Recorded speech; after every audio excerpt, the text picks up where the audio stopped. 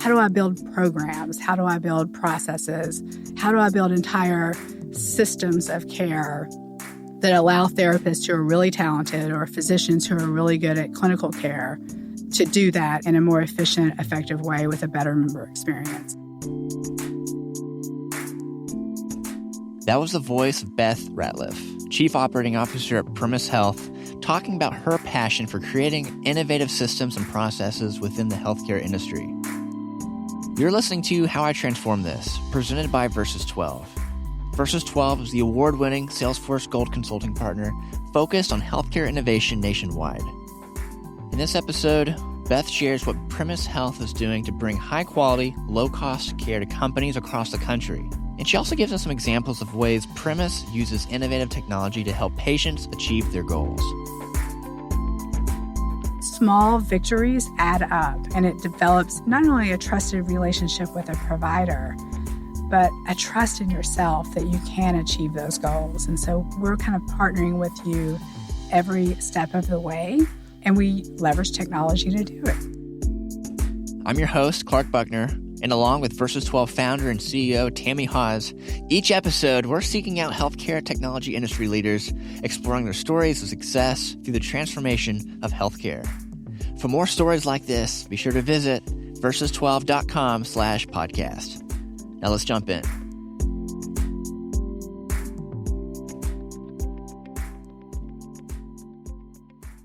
Beth, welcome to the podcast studio. We're so happy to have you. Woo-woo. Thank you. Yes, from the first time I met you, Beth, when you came and you presented to our healthcare fellows class here in Nashville, I thought, I'm going to know this woman. She's the smartest woman I've ever seen. Oh, that is such a compliment coming from you. I had the same reaction when I interacted with you at Fellows, and just fascinated by your background and what you've accomplished as an entrepreneur. So, well, thank you for being here. This is going to be fun, and I'm really excited to hear your story. Thanks. So, how about we rewind it back and just how you got connected to this healthcare journey that you've been on. So, where does it begin? So my healthcare journey begins as a physical therapist. I went to PT school and thought I was very interested in delivering clinical care. Out of school, directly went into hands-on direct clinical care and practiced for a few years. It really focused on the geriatric population. I got interested in wound care and did that for a while, working with medical residents and teaching them wound care. But increasingly grew frustrated with the Medicare reimbursement model.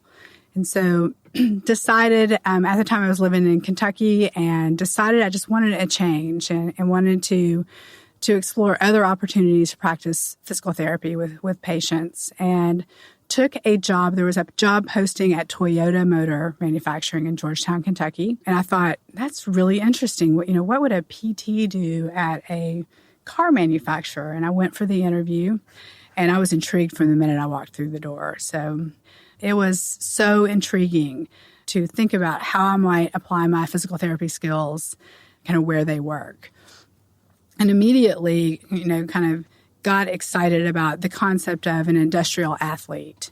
So what could I do as a PT to get people prepared for work and then keep them working in a healthy way? And then if they're injured, how do I get them back on that playing field as quickly as possible? So that was your first time to really be introduced to employers that were being proactive about their employees' health. Absolutely. I never heard of the model before. And I was hooked from the very first time I walked through the doors. Like, how do I become a part of this? But I also was intrigued because Toyota had such a reputation for their quality processes. And so early in my time at Toyota, I got interested in how do I apply Toyota lean thinking, Toyota production system kind of thinking, Kaizen, continuous improvement to the care that I was delivering. And the transition really happened when I kind of went from really being excited about treating patients hands-on to being excited about models of care and process flow that would make patient care better in a more macro level. And so quickly recognized that I was much more talented on the management side at the time and really intrigued in how how do I build programs? How do I build processes? How do I build entire systems of care that allow therapists who are really talented or physicians who are really good at clinical care to do that in a more efficient, effective way with a better member experience? And so that's how I started in this unique model of healthcare. And we really think of care as member health management or population health management that has a direct care delivery system. So we are not just managing the population from a macro level, but we are actually delivering primary care services to the patients as part of that overall health system. Phil, so silly. I've heard of Premise Health for so long, but I never really understood what it did. I just know it's like a hometown hero. And it's based in Nashville. It is. Brentwood, Tennessee. Yep. And it's a huge impact. Yeah. So we are a little bit of the best kept secret. We're the biggest little healthcare company most people in Nashville have not heard of, but starting to hear about us. So we operate over 600 health centers across the country, servicing about 275 employers. And the employers or aggregators of members. So that could be labor unions, trade unions, et cetera. Those are self-insured employers, and we are a direct to those employers or to our client company. So we don't operate in the community open to any person coming in. It has to be a member of our client that we service. So essentially we kind of have a capitated model of patients that we treat and that we take care of holistically. So that is not only employees, but it's their family members as well. So we provide care both on-site, near-site in the community, really located where family members live, and virtually. So we have multiple access points to deliver that direct care. And we are comprehensive in nature. So we provide primary care services, whether that's a patient-centered medical home, an episodic acute center, dental, vision. We have fitness centers. We have full-service pharmacies, and then a wide variety of other services, behavioral health. I could go on, physical therapy, obviously. So I've always thought that what was going on in the self-insured employer groups was more progressive than anything else because they are at risk. They're paying every dime of healthcare for their patient population. So they've had, I guess, a 20-year head start on knowing what works and what doesn't work. Yes. And being proactive in care and not reactive. That's exactly right. And they are really, because they are paying that first dollar coverage, and they want to have more control. And they are becoming increasingly frustrated with what is happening as they send their team members, their family members out into the wider healthcare ecosystem to access care. So they often are looking for kind of a couple of objectives when they're working with us. Obviously, looking for an overall cost of care decrease. They are looking for improved access. I mean, there is significant wait times across the country to get an appointment with a primary care physician. And they're looking for improved quality of care. And we deliver on all three of those value propositions. And we do it in an aligned way. So we are not a fee-for-service company. Although we do interact with payers, we are contracting with clients to deliver on that overall cost of care decrease and putting fees at risk to do that. So there's a lot of discussion around value-based care. How do you fit into that, and why does that matter? Great question. So value-based care is not a new concept. Probably best to contrast to fee-for-service. So fee-for-service is really providers are incented to see more patients, add more codes to be reimbursed. In a value-based care model, providers are incented to control the overall cost of care and also drive up quality for members that they're servicing. So they have more of an aligned incentive in that model to order appropriate tests, spend more time with the member, add additional services to their care team that can drive that cost of care down, ultimately kind of lowering cost curve for that self-insured employer, but also providing a much better member experience or patient experience. And I think that is what's so unique about value-based care. The challenge that community providers have is it is that transition time between their fee-for-service business to get to value-based care, and that in-between time is such a challenge for them. And I think we start out without having that transition model. We are never a fee-for-service based model. So the entire value proposition and the reason that clients contract with us is because they believe in that value-based model. They believe in kind of one front door to the healthcare ecosystem through that primary care provider. And they also believe that if they invest a bit more and pay a bit more for primary care, that they will control their downstream costs. And so we help them not only by providing that one front door, that holistic member experience for primary care services, but we also help them by managing downstream referrals. So tactically, I'm all about, tactically, how does this work? Yeah. So you have these clinics inside the workplace. They're always inside the workplace? They're not always inside the workplace. So we have health centers. How many do you think? Well, we are the largest kind of near-site direct access company as well. Percentage-wise, probably 75-25. Okay. And in the community, an interesting model that we offer is we can service more than one client and their family members in the community. So when they're on campus, sometimes there's an access issue even for family members. In some of our large sites that have a lot of security, it's hard for a family member to get through that security to come to our on-site health center. But if we place it beyond the walls of that security, they have more access.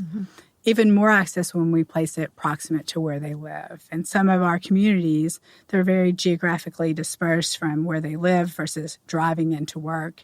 We want to offer that care where they live as well. So at the places of care that you do have, how do you staff that with the specialists? How do you know how many specialists? So we take a very data-driven approach. So we work with our clients at the front end of our relationship. We have something called the Choose Your Own Adventure model, where we actually sit down with them in a consultative way and talk about what are your objectives. We look at the data. So I'm looking at a claims analysis. What is the population health need here? Are you a young population that needs more preventive care, but you don't have a chronic care load? Do you need more maternal health because you're a young population having a lot of babies? And so after we do that data analysis, we will come back with a recommendation to say, what we think you need here is a health coach and a fitness center with a provider, but we don't think you need a condition management nurse or some combination thereof. So we'll start to build together. Here's what we think the model of care and the staffing model is based on our entire book of business and your particular claims data. And so that model can look like anything from a full-service pharmacy with 5 or 6 physicians and care teams surrounding them to a small site servicing a smaller population of a nurse practitioner with a part-time physician and perhaps just a nurse supporting that. And so it's very customized to our clients' needs. And that's one of the beautiful things about what we do is that as you look across our health centers, they're all very different. The scope of care that we provide is different because it's based on their particular needs. And it changes. As their population health changes, our scope of care, our staffing model changes as well. We are always iterating and evolving what we do. And I think that's the secret sauce. We also, in that Choose Your Own Adventure, want to talk about what's going to resonate with your particular culture. Because we're across 47 states and very different industries, whether it be the banking industry in New York, where we have many, many sites, or a meat packing plant in the South. There's different culture, and something that's going to resonate in one area may not resonate with the other. Usually they have the same objectives, but how we get to that is different. And so we spend a lot of time trying to understand that. We have to make sure that we are customizing it for our client. Also, we have to make sure that the staff that we hire, and we do employ all of our own staff, meet the culture of who they're serving. And so that is important. If you don't develop that trusted relationship, if you don't use healthcare, we can't be effective. And so we have to make sure that we make those right hires and then we train them in our model. How does that work after work? Are these patient populations reaching out with telehealth? Great question. So we do have virtual access. So we have three different models of virtual access. We have what we call local virtual health. So through our patient portal, members are able to access a provider that they would see in the health center through a virtual visit. And they can do that either through video visit, telephonic visit, or what we call an asynchronous kind of forms-based visit.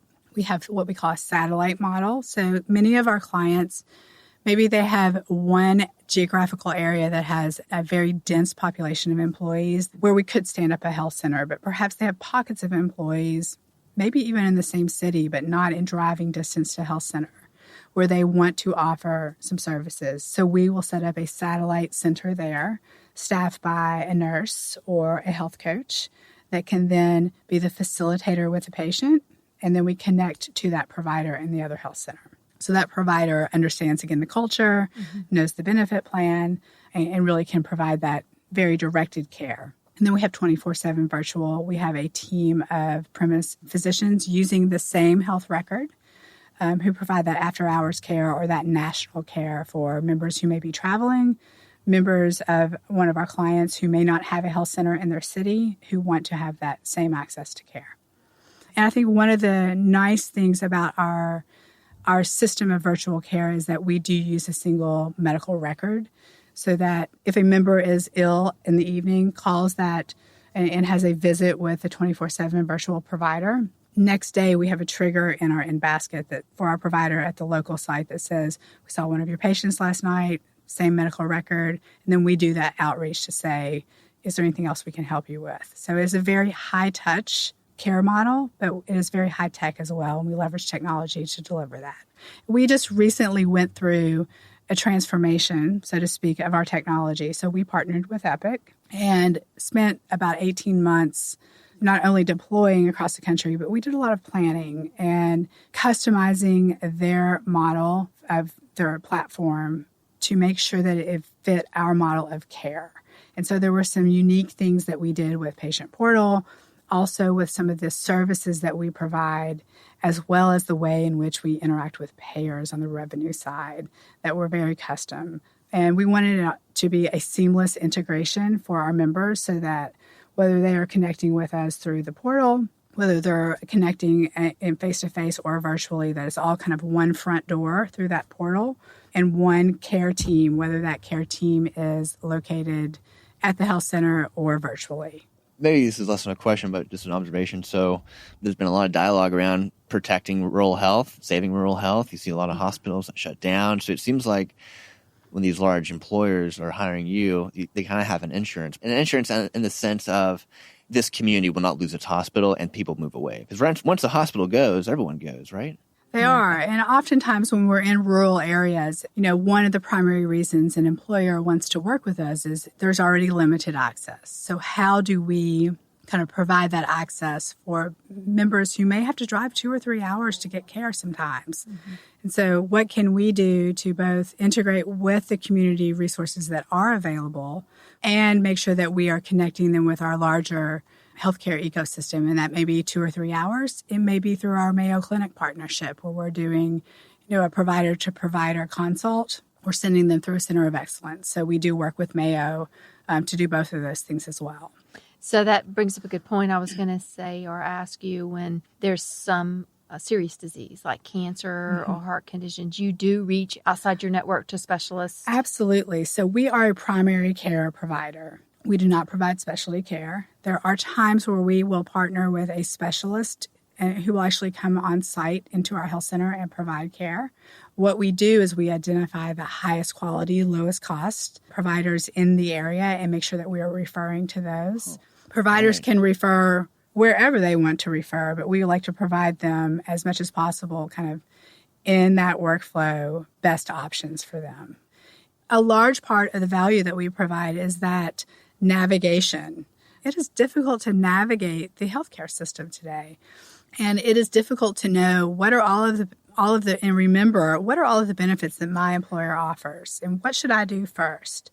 It's also really difficult to do that telephonically. So a lot of people will offer kind of that telephonic navigation, but it is so much easier if my provider, who I trust and have a relationship with, makes a recommendation, and then has a team that assists me in navigating. And so it's that high touch piece that puts people at ease. And we often find that people will come back from seeing their specialist and they don't exactly know what they're supposed to do next. And they've seen a very high quality specialist, but they maybe don't understand the medication they've been put on. They don't understand how they're supposed to use that glucometer or the injectable that a provider, a specialist has ordered. So we take the time to help them with all of those things. Also through our pharmacies, all of our pharmacists are trained as behavior change generalists, as well as our providers. If you are on 2 or 3 medications, you're probably going to the pharmacist more often than you're going to your primary care provider. We actually run a program called Sync, where we will actually sync all of your prescriptions. We'll work with you to say, we're going to align these all up so you only come in once. We proactively will fill those prescriptions and reach out to you to say, hey, you're about to run out of your medication. We're going to fill all of those, want you to come in on X day, and then we'll have a conversation with you about, how things are going, making sure that you're compliant with your medication, answer any questions, and then refer you back to our provider who is part of that care team if you have questions or concerns. And, we see some pretty interesting things going on in pharmacy these days with high-cost specialty drugs. And it's interesting what we've seen in the specialty world is we see a lot of specialty meds being mail-ordered. And imagine if you're a newly diagnosed person that needs an injectable, high-cost drug, and you receive that injectable in the mail. Are you going to be comfortable injecting that medication first time by yourself? So we take a different approach. We want to help you get comfortable with that, make sure we're answering questions and give you that high touch. And we do it at a cost that is not more expensive, but less expensive than mail order. Absolutely less expensive over the long run. Mm-hmm. Yeah, absolutely. Especially because in some cases, they're just not going to use the drug. That's exactly right. They're too afraid, or they'll delay using the drug until they're back in to see their primary care provider or specialist, which may take a while. So we, again, want to make sure that we are assisting our patients. And that is part of that member health management. How do we not only manage reactively when they need care, but how do we proactively identify members who need care, whether that's because they've not been in to see us or we don't see in the claims data that they've access to any care. So how do we proactively outreach and get them in to see care and establish a relationship? And then how do we proactively reach out to members who need their medications refilled or need a hemoglobin A1C drawn for their diabetes care and kind of keep them engaged in a way that is easy for them. It's frictionless access to care. Healthcare will still always be a people business. Always will be a people business. And even at some of our high-tech companies where, employees and their families are very comfortable interacting with technology, maybe they're writing code for some of the well-known technology companies today, they still want that personalized relationship. They want someone to help them with their health care. They may want to access it virtually, but they like having that relationship. So we don't ever see a future where there won't be a relationship in the delivery of health care. What a great perspective as we're thinking about how I transform this to talk about healthcare, something we know needs to be changed. So we've talked all about the past. We've been talking about the present. The final question, we only have a moment or two left, but the final question is about the future. So everything you've been talking with us about, I'd love to hear your thoughts on the future. So for future, we are always going to be focused on what we call the 3 E's, which you can also consider the triple aim. We think about it in experience, efficiency, and effectiveness. So you'll see us continue to explore innovations that drive improved member experience and improved provider experience. We want the best of the best to come and work for us. So we want to make sure that that experience for providers is as great as it can be. We want to continue to explore technology and innovation that really drives efficiency in our health centers and how we interact with our members, and efficiency for the member. Members don't want to wait, and our wait times are under 2 minutes in our primary care, but we'd like them to be 0. So whatever we can do to innovate in that area. and effectiveness. How do we take our HEDIS quality scores, which are performing at or above 90th percentile right now, and how do we make them even better? So we're always looking for those types of innovation and taking very much a data-driven approach. And so you'll see us continue to iterate on our member health management approach and identifying where we can centralize that care and deliver it virtually and where we need to have that face-to-face interaction. Also exploring a lot of innovation in the behavioral health area. So we're looking at virtual reality and are actually doing some pilots with another healthcare fellow.